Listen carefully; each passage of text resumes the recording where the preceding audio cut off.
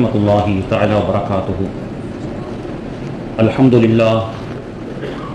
لله رب العالمين والعاقبة للمتقين والصلاة والسلام على رسوله الكريم أما بعد. قال الله تبارك وتعالى في كلامه القديم وفي الفرقان الحميد: أعوذ بالله من الشيطان الرجيم، بسم الله الرحمن الرحيم. والله يدعو إلى دار السلام ويهدي من يشاء إلى صراط مستقيم. وقال تعالى أيضا: أولا يرون أنهم يفتنون في كل عام مرة أو مرتين ثم لا يتوبون ولا هم يذكرون. قال نبينا صلى الله عليه وسلم: إذا رأيتم الرجل يتعاهد المسجد فاشهدوا له الإيمان أو كما قال عليه الصلاة والسلام. புகழ் அனைத்தும் ஏக இறைவனாகிய அல்லாஹு தஆலா ஒருவனுக்கே உரித்தாகட்டுமாக. கண்மணி நாயகம் முத்து முஹம்மது முஸ்தபா ரசூலுல்லாஹி ஸல்லல்லாஹு அலைஹி வஸல்லம் அன்னாருடைய ஷஃபாஅத்தை பெறக்கூடிய பாக்கியத்தை மறுமையிலும், அன்னாருடைய துஆவை பெறக்கூடிய பாக்கியத்தை இம்மையிலும் வல்ல ரஹ்மான் நாம் அனைவர்களுக்கும் நசீபாக்கி தருவானாக. ஆமீன் யா ரப்பல் ஆலமீன். பருவகால மாற்றத்தின் இரண்டாம் மாற்றத்துடைய மாதமாம் ஜமாத்துல் ஆஹிருடைய திங்களிலே சிறப்பானதொரு ஜும்மாவுடைய நாளிலே நாம் எல்லாம் வீற்றிருக்கின்றோம். அல்லாஹு தஆலா அருள் மலை பொழிந்து கொண்டிருக்கக்கூடிய இந்த காலகட்டத்திலே அந்த மலையை ரஹ்மத்துடைய மலையாக ஆக்கி அருள் புரிவானாக. லானத்தை விட்டும் அல்லாஹ் பாதுகாத்து அருள் புரிவானாக. இந்த மலையை அல்லாஹு தஆலா பரக்கத்துடையதாக ஆக்கி வைப்பானாக. ஹரக்கத்தாக ஆகுவதை விட்டும் அல்லாஹ் பாதுகாத்து அருள் புரிவானாக. அல்லாஹும்ம ஸய்யிபன் நாஃபிஆ, இறைவா இந்த மலையை பயனுள்ள மலையாக ஆக்கி அருள் புரிவாயாக.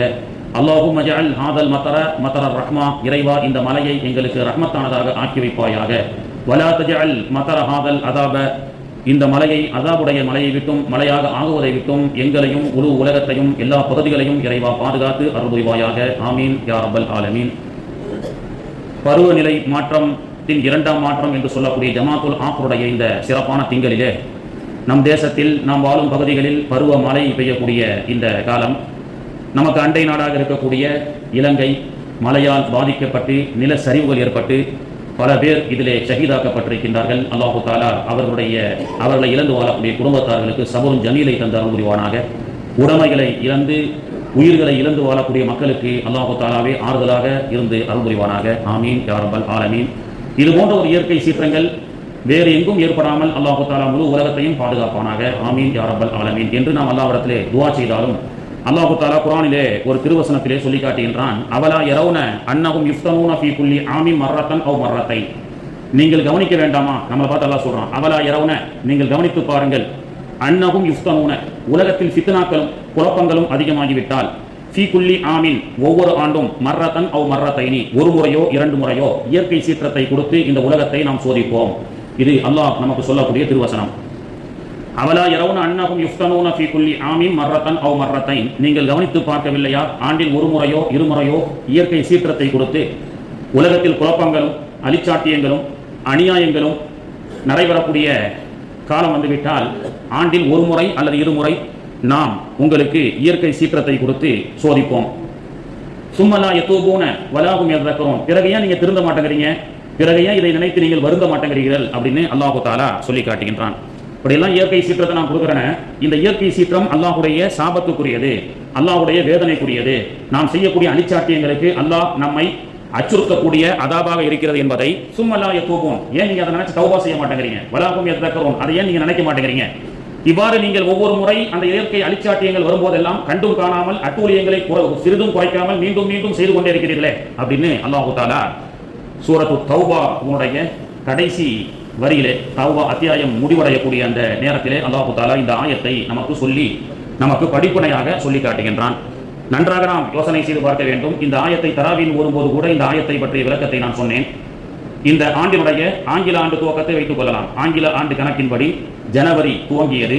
லாஸ் ஏஞ்சல் என்று சொல்லப்படக்கூடிய அமெரிக்காவிலே ஒரு மிகப்பெரிய தீ புறப்பட்டு பல லட்ச உயிர்களையும் பல கோடி உடைமைகளையும் சாப்பிட்டு விட்டு சென்றது. இது ஒரு அல்லாஹுடைய வேதனை. டிசம்பர் இந்த ஆண்டு முடிய போகிறது. இலங்கையிலே பேரிடர், தண்ணீரால் ஒரு அழிவு நடைபெற்றிருக்கிறது. இப்போ அல்லாஹ் பாருங்க நம்மளை சிந்திக்க சொல்றான். கடந்து விட்ட காலங்களை மறந்துவிட்டு செல்லாதே, ஒவ்வொன்றையும் சிந்தித்து பார். குர்ஆன் அப்படிதான் நமக்கு சொல்லி காட்டுகின்றது. ஜனவரியில் நெருப்பை கொண்டு அல்லாஹ் ஒரு அழிவை கொடுத்தான். டிசம்பர் இறுதியிலே மழை தண்ணீரை கொண்டு ஒரு அழிவை அல்லாஹ் கொடுத்துக் கொண்டிருக்கின்றான். இதெல்லாம் அல்லாஹ் சொல்லக்கூடிய நோக்கம் என்னவென்று சொன்னால், இதையெல்லாம் பார்த்தாவது சும்மலா எத்தோபூன வலாகும் எதற்கரோன், இதை பார்த்தும் நீங்கள் திருந்த வேண்டாமா, இதை நினைக்க வேண்டாமா அப்படி என்று சொல்லி காட்டுகின்றான். வழக்கம் போல் பேரிடர்கள் நடக்கக்கூடிய இடங்களில் எல்லாம் இஸ்லாமியர்கள், அதாவது காவிகளுடைய பாஷையில் சொல்ல போனால் இஸ்லாமிய தீவிரவாதிகள் உடைமைகளை இழந்த மக்களுக்கு உடைமைகளை கொடுத்து, உணவு இழந்த மக்களுக்கு உணவளித்து, ஆடை இல்லாத மக்களுக்கு ஆடை அணிவித்து, இதுபோன்று அல்லாஹ்வும் ரசூலும் நமக்கு கற்றுக் கொடுத்த மனிதாபிமானமான செயல்களை இஸ்லாமிய தீவிரவாதிகள் செய்து கொண்டிருக்கின்றார்கள். இஸ்லாமிய தீவிரவாதிகள் என்று சொல்லக்கூடிய பயங்கரவாதிகளுடைய பாஷையில் சொல்ல போனால் இஸ்லாமிய தீவிரவாதிகள் எல்லாம் எங்கெல்லாம் பேரிடர்கள் ஏற்படுகிறதோ அங்கெல்லாம் சென்று தன்னுடைய உயிரை பணயம் வைத்து மற்ற மக்களை தாக்கக்கூடிய வேலையிலே இஸ்லாமியர்கள் செய்து கொண்டிருக்கின்றார்கள். இதுதான் இஸ்லாமியர்களுடைய வரலாறு. தொன்று தொட்டு எங்கெல்லாம் இஸ்லாமியர்களை தீவிரவாதி, இஸ்லாமியர்களுடைய பள்ளிவாசலை இடிக்கப்படக்கூடிய ஒரு சூழல் இந்த தேசமும் சரி உலகத்திலும் சரி, எவ்வளவு அநியாயங்களை இஸ்லாமியர்கள் மீது பழி போட்டு அநியாயம் செய்து அவர்கள் மீது அப்பட்டமான சில பழிகளை போடப்படக்கூடிய ஒரு சூழல் ஏற்பட்டுக் கொண்டிருந்தாலும், இந்த உலகத்திலே இந்த நாட்டிலே ஒரு பிரச்சனை என்று சொன்னால், ஒரு இயற்கை சீற்றம் என்று சொன்னால், அந்த இயற்கை சீற்றத்துக்கு உதவக்கூடிய முதல் மனிதராக முதல் கரமாக இஸ்லாமியர் தான் இருந்து கொண்டிருக்கின்றார். இன்னைக்கு உத்தரப்பிரதேஷ், பீகார்கள்ல அனுதினமும் இஸ்லாமியர்களை அடித்துக் கொண்டிருக்கக்கூடிய, பள்ளிவாசலை இடித்துக் கொண்டிருக்கக்கூடிய, மதரசாக்களை மூடப்படக்கூடிய ஒரு செயல் நடைபெற்றுக் கொண்டே இருக்கிறது. உத்தரப்பிரதேசத்தில், பீகார்ல இது போன்றவர்கள் செய்து கொண்டே தான் இருக்கின்றார்கள். எங்கு குண்டு வெடித்தாலும் இஸ்லாமியர்கள் தான் அதற்கு காரணம் என்று இஸ்லாமியர்கள் மீது பழி போடுவதும், எவ்வாறு கோட்சே என்பவன் முகமது இஸ்மாயில் பச்சை குத்தி கொண்டு காந்தி இந்த தேசத்தினுடைய பிதாவை கொலை செய்தானோ அன்றிலிருந்து இன்று வரை அவர்களே குண்டு வைத்து இஸ்லாமியர்கள் மீது பலி போடுவதும், அவர்களே கலவரம் செய்து இஸ்லாமியர்கள் மீது பலி போடுவதும், இவ்வாறாக இஸ்லாமியர்களை மீண்டும் மீண்டும் தீவிரவாதி என்று சித்தரிப்பதும், அதற்கு சாதகமாக ஊடகங்களும் இன்று இஸ்லாமிய இந்த சமூகத்தின் மீது பலி போட்டு அநீதிகள் இழைக்கப்பட்டுக் கொண்டே இருந்தாலும், நாளுக்கு நாள் இதையெல்லாம் சபராக பொறுத்துக் கொண்டு, இன்னல்லாஹ மஅ ஸாபிரீன் என்ற அந்த ஒற்றை அல்லாஹ்வுடைய வார்த்தையை பொறுத்துக் கொண்டு இந்த தேசத்தினுடைய மக்களுக்கும் இந்த தேசத்திற்கும் எங்கெல்லாம் எப்பொழுதெல்லாம் துன்பம் ஏற்படுகிறதோ, எப்பொழுதெல்லாம் கலங்கம் ஏற்படுகிறதோ அங்கெல்லாம் சென்று காப்பாற்றக்கூடியவர்களாகத்தான் இஸ்லாம் இருந்து கொண்டிருக்கின்றார்கள். உத்தரப்பிரதேஷ் மாநிலத்திலே தரிகட்டு ஓடப்பட்ட ஒரு கார், தரிகட்டு ரோட்டில் ஓட்டப்பட்ட ஒரு கார் கட்டுப்பாட்டை இழந்து ஒரு ஆற்றுக்குள் கீழே மூழ்கிவிட்டது. ஓட்டி சென்ற நபர் உள்ளே மாட்டிக்கொண்டார். கார் மூழ்கும் பொழுது அவரால் அந்த காருடைய கதவை திறக்க முடியவில்லை. காரோடு அவரும் உள்ளே மூழ்கி இறந்து போகக்கூடிய ஒரு சூழலிலே ஒரு இஸ்லாமிய தீவிரவாதி என்ன செய்கின்றார், வருகின்றார். இஸ்லாமிய தீவிரவாதி அவங்க சொல்றாங்க, அவங்க பாஷையில் நான் சொல்றேன். ஒரு இஸ்லாமியர் என்ன செய்கின்றார், மனித நேயத்தோடு வந்து அந்த காரின் உள்ளே மாட்டிக்கொண்டிருக்கப்படக்கூடிய அந்த மனிதரை காப்பாற்றிய காணொலி காட்சிகள் நாம் இணையதளத்திலே பார்த்தோம். இந்த காப்பாற்றியவர் மனிதாபிமானம் உள்ளவர் தான். நிச்சயமாக உலகமெங்கும் இருக்கக்கூடிய மக்கள் எல்லாம் ஒரு உயிரை காப்பாற்றி அந்த மனிதரை பாராட்டுகள் தெரிவித்தார்கள். என்றாலும் காலத்தின் சூழல் அவர் எந்த மதத்தை சார்ந்தவர் என்று சொல்லக்கூடிய ஒரு சூழல் ஏற்படுகிறது. ஏனென்றால் மனிதாபிமானத்திற்கு மதம் கிடையாது, மார்க்கத்துக்குள்ளதான் மனிதாபிமானம் இருக்க வேண்டும் என்று இஸ்லாம் நமக்கு சொல்லிக் கொடுக்கிறது. எனவே தான் ஒரு உயிரை மன் அஹ்யாஹா ஃபகஅன்னமா அஹ்யன் நாஸ ஜமீஆ, ஒரு உயிரை நீங்கள் பாதுகாத்தால், காப்பாற்றினால் முழு உலக சமூகத்தினுடைய உயிரையும் பாதுகாக்கக்கூடிய நன்மையை அல்லாஹ் அவருக்கு கொடுக்கின்றான். ஒருத்தர் தான் பாதுகாத்தார். ஆனா உலகத்தில் எத்தனை கோடி மக்கள் வாழ்கிறார்களோ அத்தனை கோடி மக்களுடைய உயிரையும் பாதுகாத்த நன்மையை அல்லாஹ் தருவதாக குர்ஆனிலே சொல்லி காட்டுகின்றான். ஒரு உயிரை நீ வாழ வைத்தால் முழு உலக மக்களையும் வாழ வைத்ததற்கு சமம் குர்ஆன் சொல்லி காட்டுகின்றது. இந்த அடிப்படையில் தான் குர்ஆனும் சுன்னாவும் நமக்கு சொல்லிக் கொடுக்கப்பட்ட மனிதாபிமானம், தொழுகையையும் தாண்டி, ஜகாத்தையும் தாண்டி, மற்ற இதர கடமைகளையும் தாண்டி ஒரு மனிதன் இன்னொரு மனிதனை பார்க்கும் பொழுது அவனுக்கு துன்பங்கள், துயரங்கள் ஏதேனும் ஏற்பட்டால் அவனை காப்பாற்ற வேண்டும் என்று இஸ்லாம் தலையாய கடமையாக, தலையாய விஷயமாக சொல்லிக் கொடுக்கின்றது. ஆனால் அதனால தான் இஸ்லாத்தை பொறுத்த வரைக்கும் மதம் சொல்ல மாட்டாங்க, மார்க்கம் அப்படின்னு நமக்கு சொல்லிக் கொடுப்பார்கள். ஏனால் மதம் என்று வந்துவிட்டால் அதிலே சண்டைகள் ஏற்பட்டுவிடும், கலவரம் ஏற்பட்டுவிடும். முந்தைய வரலாற்றிலே இஸ்லாமியர்களும் இஸ்லாம் அல்லாத பெரும் பெரும் அரசர்கள் எல்லாம் ஒற்றுமையாகத்தான் வாழ்ந்திருக்கின்றார்கள். அப்படித்தான் வரலாறு. ஆனால் அப்படி இருக்கப்பட்ட வரலாறை மதம் என்று நுழைத்து சிக்கந்தர் தர்காவா அல்லது வேறொரு கோவிலா என்று இன்னைக்கு இருக்கக்கூடிய ஒரு மத கலவரத்தை ஏற்படுத்துவதற்கு உண்டான ஒரு சூழலை ஏற்படுத்துகின்றார்கள். அதனால தான் என்ன சொல்றாங்க, இஸ்லாமை பொறுத்த வரைக்கும் மதம் கிடையாது. மதம்னு சொன்னா நீ சண்டை போட்டுட்டே இருப்ப. இஸ்லாத்தை பொறுத்த வரைக்கும் மார்க்கம், விட்டு கொடுப்பது, சலாம்.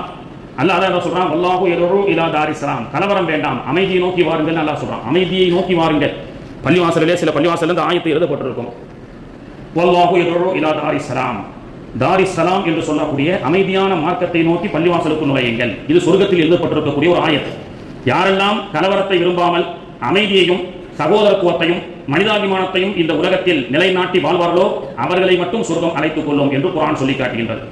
எந்த சொர்க்கம், அஸ்ஸலாத்து மிஃப்தாஹுல் ஜன்னா என்று சொன்னார்களோ பெருமானார் அவர்கள், சொர்க்கம் என்பது சொர்க்கத்தினுடைய சாவி தொழுகை என்று சொல்லிக் கொடுத்த மாணவிதான் சொர்க்கத்தினுடைய அசல். உள்ளே நுழைவதற்கு தகுதியானவர்கள் யார் என்று சொன்னால் அவர்கள் பெரிய ஜுப்பா போட்டுட்டு தாடி வச்சுட்டு தொப்பி போட்டவர்கள் அவர்கள் அல்ல, மனிதாபிமானம் உள்ளவர்கள் குர்ஆன் சொல்லி காட்டுகின்றார். வல்லாஹு யதுஉ இலா தாரிஸ் ஸலாம், அமைதியான மார்க்கத்தின் பக்கமாக இந்த அமைதியான தாருக்குள் நுழையுங்கள் என்று அல்லாஹு தஆலா சொல்லி காட்டுகின்றான். கண்ணியத்திற்குரிய அல்லாஹ்வின் நல்லடியார்களே, இப்படியாக சமீப சில காலமாக குற்றவியல் செயல்களும் குண்டு வெடிப்புகள் நடந்தால் அது இஸ்லாமியர்கள் தான் காரணம் என்று சொல்லி வந்த ஊடக பயங்கரவாதம் தற்காலத்தில் நீங்கள் நடைபெற்ற நிகழ்வுகளையும் அதனுடைய செய்தி பத்திரிகைகளையும் நாம் பார்க்கும் பொழுது இன்னும் ஒன்றையும் சேர்த்திருப்பார்கள். இதுதான் ஊடக பயங்கரவாதம் என்று சொல்லப்படும்.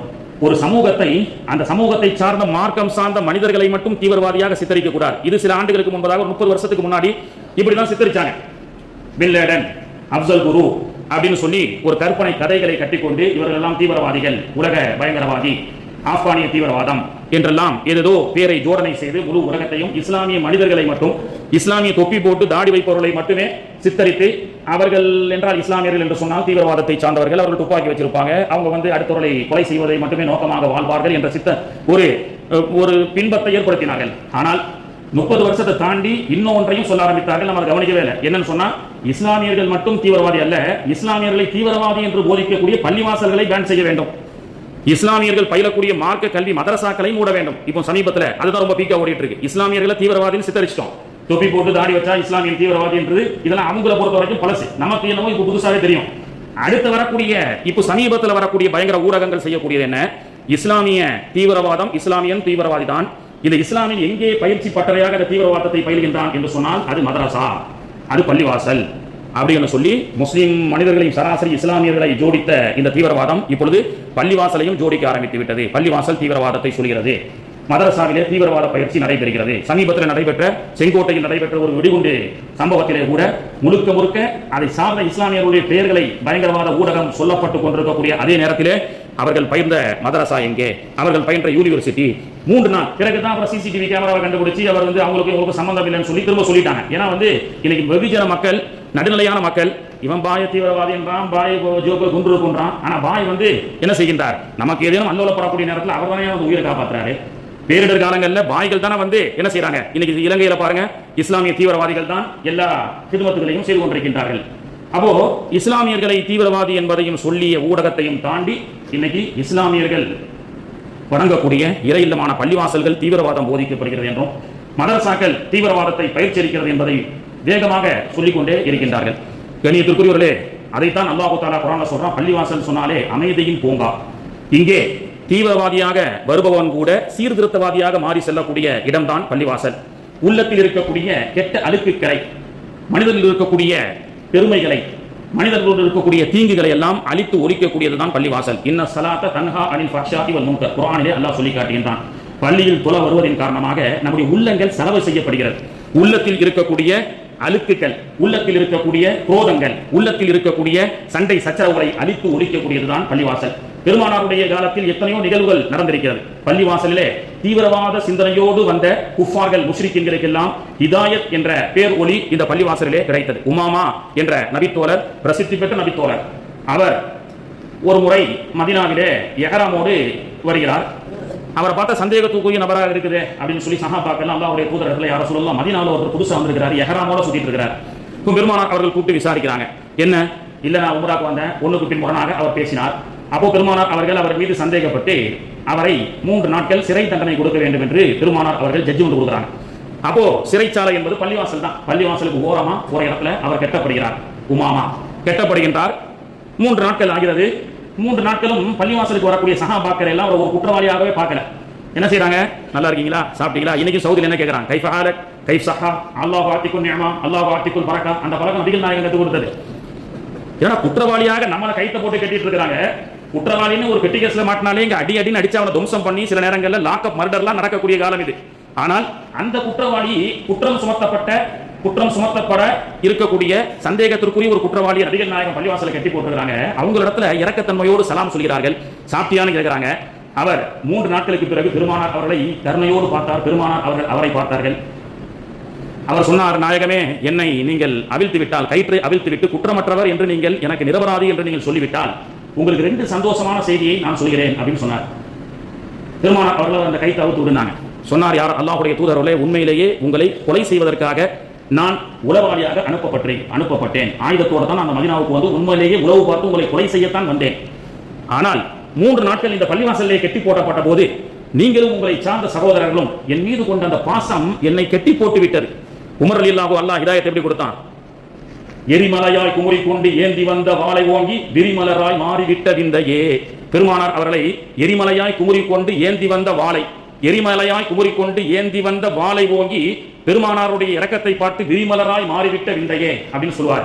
பெருமானார் அவர்களை கொலை நோக்கத்தோடு தீவிரவாதத்தோடு வருபவனையும் கூட நபிகள் நாயகமும் இந்த பள்ளிவாசலும் அவனை ஒரு சீர்திருத்தவாதியாக மாற்றியதுதான் இஸ்லாமிய வரலாறு.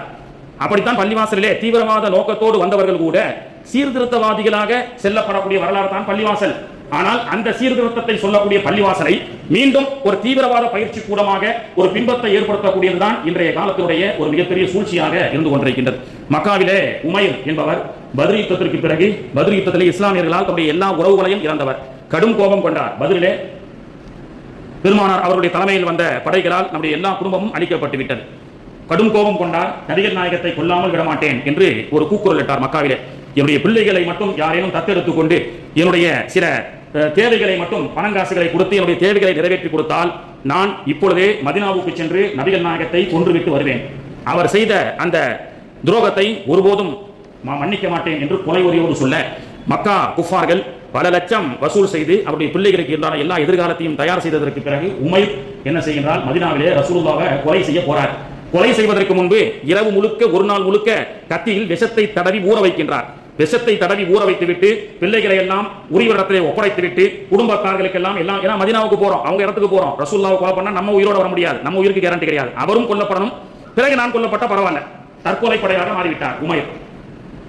இரவு முழுக்க ஒரு நாள் முழுக்க அந்த கத்தியிலே விஷத்தை தடவி விஷ கத்தியோடு கொலை வெறியோடு தற்கொலை தாக்குதல் செய்வதற்காக மதீனாவிற்கு நபிகள் நாயகத்தை கொலை செய்ய வருகிறார். அவரை சஹாபாக்கள் எல்லாம் சந்தேக பார்வையோடு பார்த்தார்கள். அல்லாஹ்வுடைய தூதரிடத்தில் வந்து சொன்னார்கள், யா ரசூலல்லாஹ், உமைர் வந்திருக்கின்றார், ஏதோ விவகாரம் செய்வதற்கு தான் வந்திருக்கின்றார். பெருமானார் அவர்களை பள்ளிவாசல் தான் கூப்பிட்டாங்க. பள்ளிவாசல் தான் ஜட்ஜ்மெண்ட், நீதி நடத்தப்படக்கூடிய இடமும் விசாரணை நடத்தப்படக்கூடிய இடம் பள்ளிவாசல். பெருமானார் அவர்கள் கூப்பிட்டார்கள். கூப்பிட்டு எதுக்காக வந்த?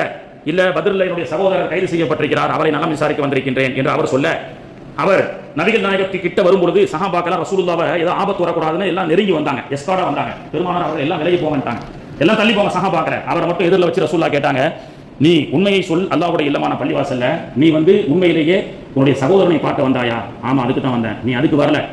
உன்னுடைய சொந்த பந்தங்களை எல்லாம் மக்காவிலே இது போன்று எல்லோரிடத்திலும் ஒப்படைத்து விட்டு ஒரு நாள் முழுக்க உன்னுடைய கத்தியில் விஷம் தடவி அந்த விஷம் தடவிய கத்தியை என் மீது குத்த நீ கொலை செய்யதானே வந்திருக்கின்றாய் என்று மாணவி அவர்கள் சொல்ல வியந்து போனார். எங்கோ நடந்த ஒரு செய்தியை அல்லாஹ் ரசூலுல்லாஹ்வுக்கு அறிவிச்சு கொடுத்துட்டான். நபிகள் நாயகம் அவர்கள் தெரிந்து கொண்டார்கள். மக்காவில் நடந்த செய்தி, கத்தியை ஊற வைத்த செய்தி உட்பட பெருமானார் அவர்கள் சொல்லிவிட்டார்கள். கத்தியை உருவி கீழே போட்டு அல்லாஹ்வுடைய தூதருடைய கரத்தை பிடித்து எரிமலையாய் குமுறிக்கொண்டு ஏந்தி வந்த வாளை ஓங்கி அவரும் விரிமலராய் மாறிவிட்டார். பின்பு உமைர் ரலியல்லாஹு அன்ஹுவாக மாறினார். தற்கொலை படை செய்ய வந்த தீவிரவாதத்தினுடைய சிந்தனையோடு வந்தவரை கூட பெருமானாருடைய தர்பாரும் இந்த பள்ளிவாசலும் அவரை சீர்திருத்தவாதியாக மாற்றியதைத்தான் வரலாற்றில் நம்மால் பார்க்க முடிகின்றது. கண்ணியத்திற்குரியவர்களை, சமீப காலமாக பள்ளிவாசல் தீவிரவாதத்தை போதிக்கிறது, மதரசா தீவிரவாதத்தை போதிக்கிறது.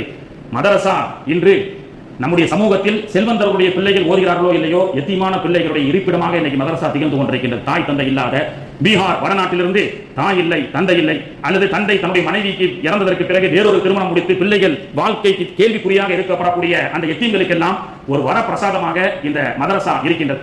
நம்ம நினைச்சிட்டு இருக்கிறோம் மதரசா பள்ளிவாசல் அப்படின்னு சொன்னா வெறும் ஒரு ஆலிம்களை உருவாக்குறது, ஒரு ஆஃபீல்களை உருவாக்குறது, அது மட்டுமல்ல.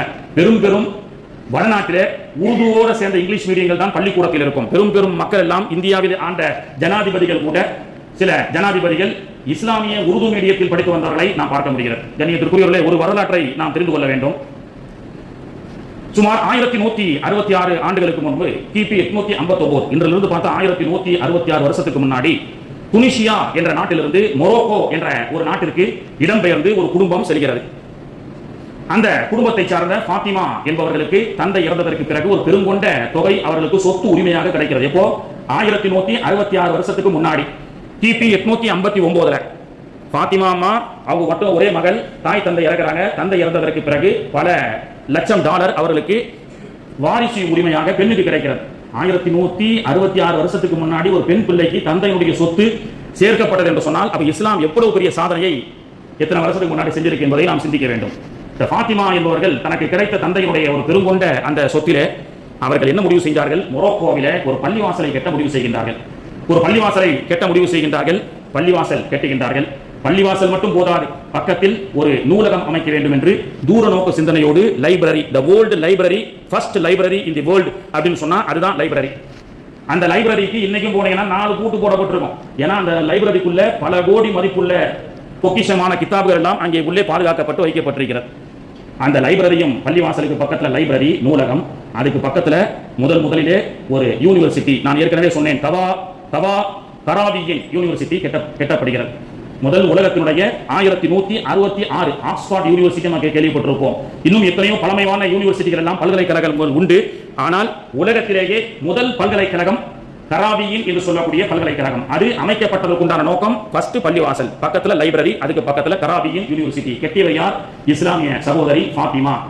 அந்த யூனிவர்சிட்டியில தானும் பயின்று பட்டப்படிப்பு, பட்டயம், சான்றிதழ் சொல்றோம்ல, டிகிரி, முதல்ல அந்த யூனிவர்சிட்டியில தான் டிகிரி கொடுக்கக்கூடிய மாடலே உருவாச்சு.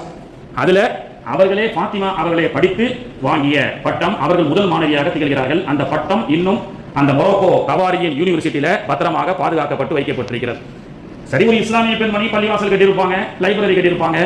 அந்த லைப்ரரிக்குள்ள இன்னைக்கு வரைக்கும் பாத்தீங்கன்னு சொன்னா ஒட்டக தோலில் எழுதப்பட்ட சஹாபாக்கள் எழுதப்பட்ட குர்ஆன்கள் இருக்கிறது. முவாத்தா போன்ற பெரும் கிதாபுகள், இமாம் மாலிக் அவர்கள் எழுதிய கிதாபுகள் எல்லாம் பாதுகாக்கப்படுகிறது. இதெல்லாம் ஒரு பெரிய ஆச்சரியமான விஷயம் இல்லை. ஏன்னா பள்ளிவாசல் இஸ்லாமிய சார்ந்த லைப்ரரியாக இருக்கும், அதெல்லாம் இருக்கும் அப்படின்னு சொல்லி நமக்கு தோணும். ஆனால் அந்த லைப்ரரியில பைபிள் 12ஆம் நூற்றாண்டில் எழுதப்பட்ட மார்க் சுவிசேஷம் லைப்ரரி அரபியில் இருக்கிறது.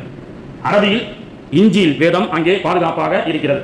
அதுல ஒரு பெரிய விசேஷம் என்னன்னு சொன்னா, அந்த யூனிவர்சிட்டியில தான் படித்தவர்கள் ஃபாத்திமா அம்மா அவர்கள் முதல் டிகிரி ஹோல்டர். அந்த யூனிவர்சிட்டியில் படித்தவர்கள் தான் கிறிஸ்தவ உலகத்தினுடைய பிரபலியமான போப் என்று சொல்லக்கூடிய போப் சில்வஸ்டர் என்று சொல்லக்கூடிய போப்பும் அங்கேதான் டிகிரி வாங்கியிருக்கிறார். அவர்தான் அபாகஸ் என்ற மேக்ஸை கண்டுபிடித்தவர்.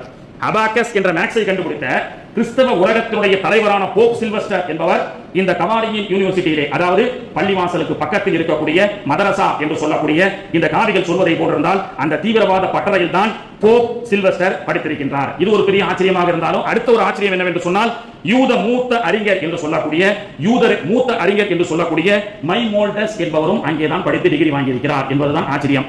எந்த மதரசாவை பள்ளிவாசல பல்கலைக்கழகத்தை தீவிரவாதம் போதிக்குதுன்னு இவங்க சொல்றாங்களோ, இவங்க பாஷையில சொல்ல போனா அந்த ஃபாத்திமா அம்மா அவர்கள் ஏற்படுத்திய 1166 வருஷத்துக்கு முன்னாடி அவர்கள் ஏற்படுத்திய அந்த மதரசா, இவர்களுடைய பாஷையில் சொல்ல போனால் அந்த தீவிரவாத பட்டறையில் தான் யூத மூத்த அறிஞர் மைமோல்டஸ் படித்திருக்கின்றார், போப் சில்வஸ்டர் படித்திருக்கின்றார் என்பது வரலாறு. இப்படி பெரும் தலைவர்கள் எல்லாம் இந்த பள்ளிவாசலை மையமாக கொண்ட நூலகத்திலும், இந்த பள்ளிவாசலை மையமாக கொண்ட இந்த இன்ஃப்ராஸ்ட்ரக்சர், ஒரு பள்ளிவாசல் என்று சொன்னால் இந்த யூனிவர்சிட்டி, பள்ளிக்கூடம், லைப்ரரி என்ற இந்த இன்ஃப்ராஸ்ட்ரக்சரை இந்த உலகத்துக்கு சொல்லிக் கொடுத்தவர்களே இஸ்லாமியர்கள் தான்.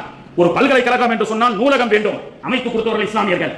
ஆனால் எந்த இன்ஃப்ராஸ்ட்ரக்சரை இந்த சமூகம், இஸ்லாமிய சமூகம் இந்த உலகத்துக்கு அறிமுகப்படுத்தியதோ அந்த அனுபவிக்கப்பட்ட அந்த சமூகம் தான் என்று சொல்கின்றது மதரசாவிலே தீவிரவாதம் போதிக்கப்படுகிறது, பள்ளிவாசலிலே தீவிரவாதம் போதிக்கப்படுகிறது என்று சொல்லப்பட்டுக் கொண்டிருக்கிறது. கண்ணியத்திற்குரிய அல்லாஹ்வின் நல்லடியார்களே, பள்ளிவாசல் மட்டும்தான் சமத்துவத்தை சொல்லிக் கொடுக்கும், பள்ளிவாசல் மட்டும்தான் சகோதரத்துவத்தை சொல்லிக் கொடுக்கும், பள்ளிவாசல் மட்டும்தான் தீவிரவாதியை கூட சீர்திருத்தவாதியாக மாற்றும். இங்கே ஆண்டி வேறு அரசல் வேறு என்ற வித்தியாசம் இல்லை உலகத்திலே பள்ளிவாசல் என்று சொன்னால் இங்கே முன் சஃபிலே சாதாரண ஆண்டியும் உட்கார்ந்து தொழுவார், பின் சஃபிலே அரசரும் வந்து தொழுவார். இதுதான் பள்ளிவாசலுடைய இந்த இன்ஃப்ராஸ்ட்ரக்சர். இது ஒரு அதிசயம், உலக அதிசயத்தில் ஒன்று. ஏதோ வரம் தொழுது போறோம் அப்படின்னு சொல்லி தஞ்சை கும்பகோணத்துக்கு மத்தியிலே ஒரு பள்ளிவாசல் ஒரு 25 ஆண்டுகளுக்கு முன்பதாக ஒரு புது பள்ளி திறக்கப்பட்டது. ஒரே சவுதியினுடைய ஒரு கஃபில் என்ன செய்கின்றார், அந்த பள்ளிவாசலை தன்னுடைய ஒரே சொந்த செலவுல கட்டி கொடுக்கிறாரு. ஜும்மா திறப்பு விழா திருச்சியில் சவுதி ஏர்லைன்ஸ் மூலமாக கனெக்டிங் பிளைட்ல திருச்சியில அவர் 10:30 மணிக்கு இறங்கி பிறகு காரில் அந்த கட்டப்பட்ட புது பள்ளிவாசலில் அவர் ஜும்மா தொழுது துவங்கி வைக்க வேண்டும் என்று புரோகிராம். ஆனால் பிளைட் தாமதம். ஓஎம் அப்துல் காதர் ஹஸ்ரத் குத்துபால ஓடிட்டாங்க, குத்துபா நேரம் ஆயிடுச்சு, பாங்கு சொல்லப்பட்டது, பயான் முடிஞ்சிச்சு, குத்துபா ஆகி போச்சு, பிளைட் தாமதம். அவர் பள்ளி முழுக்க தன்னுடைய செலவில் கட்டி கொடுக்கப்பட்ட அந்த செல்வந்தர் வருவதற்கு தாமதம். அவர் வந்தால் தான் பாங்கு சொல்ல வேண்டும் என்று சொல்ல முடியாது, நேரம் வக்து வந்து விட்டதே சொல்ல வேண்டும். வந்த அந்த ஷேக் பள்ளி கூட்டம் நிறைஞ்சு வழிய ரோட்டிலே சில பேர்கள் துண்டு விரித்து தொழுக, அந்த ரோட்டிலே அந்த ஷேக் தாமதமாக வந்த ஷேக் தொழுதார். அவர் சொல்ல முடியுமா, இந்த லட்சக்கணக்கான ரூபாய் கொட்டி கொடுத்து நான் பள்ளிவாசலை கட்டி கொடுத்தேன், எனக்காக முதல் சஃபிலே ஏன் எங்கள் இடத்தை போட்டு வைக்க வேண்டும் என்று சொல்ல முடியாது. ஏனென்றால் பள்ளிவாசல் என்று சொன்னால் ஆண்டியும் அரசனும் சமம் என்றதை இந்த பள்ளிவாசலுடைய காட்சிகள் அதற்கு சாட்சியாக இருந்து கொண்டிருக்கின்றது. அப்படிப்பட்ட மனிதாபிமானத்தையும் சகோதரத்துவத்தையும் உலகத்தில் தீவிரவாதத்தையும் தற்கொலை படையையும் அழித்து ஒழிக்கக்கூடிய இந்த பள்ளிவாசலை பார்த்து இன்னைக்கு நிறைய பேர் சொல்லிக் கொண்டிருக்கின்றார்கள் இதுவெல்லாம் தீவிரவாத பயிற்சி அளிக்கக்கூடும் என்று. கண்ணியத்திற்குரியவர்களே, பள்ளிவாசல்கள் உருவாக்கப்பட வேண்டும். பள்ளிவாசல்களில் மக்கள் கூட்டம் கூட்டமாக வந்து தொழ வேண்டும். அல்லாஹ்வுடைய தூதர் அவர்கள் சொன்னார்கள், இதா ரஅய்துமுர் ரஜுல் யதஆகதுல் மஸ்ஜித் ஃபஷ்ஹது லஹு ஈமான். யார் பள்ளிவாசலுக்கு வந்து செல்லக்கூடியவர்களாக இருக்கின்றார்களோ அவரை பார்த்து நீங்கள் சொல்லுங்கள் ஈமான்தாரி என்று பெருமானார் ஸல்லல்லாஹு அலைஹி வஸல்லம் அவர்கள் நமக்கு சொல்லி காட்டுகின்றார்கள். கண்ணியத்திற்குரியவர்களே, இந்த டிசம்பர் 6 பாபர் மஸ்ஜித் என்று சொல்லப்படக்கூடிய அந்த பள்ளிவாசலை இடிக்கப்பட்ட ஒரு கருப்பு நாள். இந்திய தேசத்துடைய மத சார்பின்மை கேள்விக்குறியாக்கப்பட்ட நாள். ஒரு பள்ளிவாசலை அநியாயமாக இடித்திருக்கின்றார்கள். கேட்பதற்கு ஆள் இல்லை என்று நிச்சயமாக வரலாற்றிலே மீண்டும் மீண்டும் சொல்லப்பட்டுக் கொண்டிருக்கும். தற்பொழுது கூட ஜும்மாவுக்கு முன்னாடி வெஸ்ட் பெங்கால்ல டிசம்பர் 6 அன்று நாளைக்கு ஒரு பள்ளிவாசல் அடிக்கல் நாட்டப்படுகிறது. பாபர் மசூதி ஸ்ட்ரக்சர்ல கட்ட போறாங்க. பாபர் பள்ளிவாசலை போன்று வெஸ்ட் பெங்காலிலே கட்டப்பட்டு டிசம்பர் 6 ஆகிய நாளைக்கு அந்த பள்ளி அடிக்கல் நாட்டப்படுகிறது. 3 வருஷத்துக்குள்ள அதே டிசம்பர் 6 அன்று அந்த பள்ளிவாசல் கட்டி முடிக்கப்படுவதாக வெஸ்ட் பெங்காலில் இருந்து பங்காளிகளுடைய அந்த தகவல்களை கேட்கப்படும் பொழுது ஒரு பள்ளிவாசலை இடித்த இந்த கயவர்களை ஆனால் அல்லாஹ் தஆலா மீண்டும் மீண்டும் பள்ளிவாசலை புதுப்பித்துக் கொண்டே இருந்தான். அதே பள்ளிவாசலை இடிக்க வேண்டும் என்ற நோக்கத்தில் சென்ற தீவிரவாதியாக சென்ற காதியினுடைய ஒரு கூட்டத்திலே சென்ற பீர்பல் சிங் என்ன செய்தார்? தீவிரவாதியாக சென்று பாபர் மசூதியினுடைய குப்பாவை நான் தான் முதலில் உடைப்பேன் என்று உடைத்தவருக்கு விரிமலராய் மாறிவிட்ட விந்தையே, எரிமலராய் குமுறிக்கொண்டு ஏந்தி வந்த வாரை விரிமலராய் மாறிவிட்ட விந்தையே என்பதை போன்று அவருடைய உள்ளத்தே அல்லாஹ் தஆலா ஈமானை கொடுத்தான். கண்ணியத்திற்குரியவர்களே, பள்ளிவாசல் அல்லாஹ்வுடைய அரிசை தட்டக்கூடியது. நாம் வீதியில் நின்று போராடுகின்றோம், தவறல்ல. நம்முடைய ஜனநாயக ரீதியான போராட்டங்களை எவ்வாறெல்லாம் கையில் எடுக்க வேண்டுமோ அப்படியெல்லாம் எடுத்து போராட்டங்களை நடத்துவது காலத்தின் கட்டாயம் செய்ய வேண்டும். அதன் அடிப்படையில் தான் நாளைக்கு தஞ்சாவூர்ல இயக்க சகோதரர்கள் பனகல் பில்டிங் பக்கத்துல மாலை 4 மணிக்கு பாபர் மசூதி சம்பந்தப்பட்ட ஒரு போராட்டத்தை அறிவித்திருக்கின்றார்கள். நமது தஞ்சாவூர்ல வாய்ப்புள்ளவர்கள் கலந்து கொள்ளுங்கள். கும்பகோணத்திலும் இன்னொரு இயக்க சகோதரர்கள் கும்பகோணத்திலே பழைய மீன் மார்க்கெட் பக்கத்தில் அவர்களும் அந்த போராட்டத்தை அறிவித்திருக்கின்றார்கள். கட்டாயமாக ஜனநாயக ரீதியாக என்னென்ன விஷயத்தில் நாம் போராட வேண்டுமோ, நம்முடைய உரிமைகளை மீட்க வேண்டுமோ கட்டாயம் மீட்டு ஆக வேண்டும் என்பதையும் தாண்டி தயவு செய்து பள்ளிவாசலுடைய தொடர்போடு இருங்கள். பள்ளிவாசல் வெறிச்சோடி காணப்படுகிறது. பல மாவட்டங்களுக்கு செல்கின்றோம். சென்னை, புதுக்கோட்டை போன்ற பெரு நகரங்களுக்கு சென்றால் பள்ளிவாசல் எல்லா வக்துக்கும் ஜே இருக்கு. வெறிச்சோடி கிடக்கப்படக்கூடிய ஒரு மாவட்டம் என்று சொன்னால் யாரும் தப்பா நினைக்காதீங்க. பிரம்மாண்டமா பள்ளிவாசல் இருக்கு. கோடிகளை செலவு செய்து சலவைகளால் செலவு செய்து கொட்டியிருக்கப்படக்கூடிய தஞ்சை, திருவாரூர், நாகை மாவட்டத்தில் இருக்கக்கூடிய பள்ளிவாசல் மட்டும் வெறிச்சோடி காணப்படுகிறது. முசல்லிகள் ரொம்ப குறைவாக இருக்கின்றார்கள். பள்ளிவாசல்ல வந்து வீதியில் நின்று நாம் குரல் கொடுப்போம். அந்த குரல் கவர்மெண்ட்டுக்கு கேட்கட்டும். ஆனால் செவிடங்கால சங்கு ஊதுற மாதிரி வருஷம் அப்படியே தான் இருக்கு. ஏன்னா அமகரித்து இடிச்சவனுக்கு ஒரு பங்கு, வேடிக்கை பார்த்தவனுக்கு ஒரு பங்கு. இதுதான் இந்த தேசத்துடைய நீதி. இன்ஷா அல்லாஹ் மாறும் காலம் விரைவில் வரும் என்பதை அல்லாஹ்விடத்திலே நாம் எதிர்பார்ப்போம். ஆனால் அதே நேரத்திலே பள்ளிவாசலுடைய தொடர்போடு இருங்கள். பெருமானார் ஸல்லல்லாஹு அலைஹி வஸல்லம் அவர்கள் தொலை வைத்துக் கொண்டிருக்கின்றார்கள். சித்திக் நாயகம் இமாம் ஜமாத்தை விடாமல் பேணக்கூடிய சித்திக் நாயகம் அபூபக்கர் சித்திக் ரலியல்லாஹு அன்ஹு அவர்கள் வேகமாக பள்ளிவாசலுக்கு வருகிறார்கள். பெருமானார் அவர்கள் ருக்கூவுக்கு சென்று விட்டார்கள். சமிஅல்லாஹு லிமன் ஹமீதான்னு ரசூலுல்லாஹ் சொல்லிட்டாங்கன்னா அந்த ரக்காயத் என்னதான் கணக்குல வராது. அவர் ருக்கூல இருக்கும் போதே இமாமோடு சேரணும். அபூபக்கர் சித்திக் அவர்கள் வேகமாக வருகிறார்கள். அல்லாஹ் பெருமானார் அவருக்கு வஹி அனுப்புகின்றான். என்னுடைய அபூபக்கர் அங்கே தொலை வந்து கொண்டிருக்கின்றார். எனவே அல்லாஹ்வுடைய தூதர்களே ருக்கூவில் இருங்கள். அவர் சேர்ந்ததற்கு பிறகு நீங்க எந்திரிங்க அல்லாஹ் சொன்னான். சித்திக் நாயகம் வருகிறார்கள். வந்து அந்த ருக்கூவிலே கலந்து கொண்டார்கள். மனசுல நினைக்கிறாங்க, அல்ஹம்துலில்லாஹ், அல்லாஹ் இந்த ரக்காயத்தை என்னை சேர்த்து தொழக்கூடிய அல்லாஹ்வுக்கே எல்லா புகழும் அப்படின்னு சொல்லி தக்பீர் கட்டிட்டாங்க. சித்திக் நாயகம் சத்தம் போட்டு சொல்லல, மனசுக்குள்ள சொன்னாங்க. என்ன சொன்னாங்க?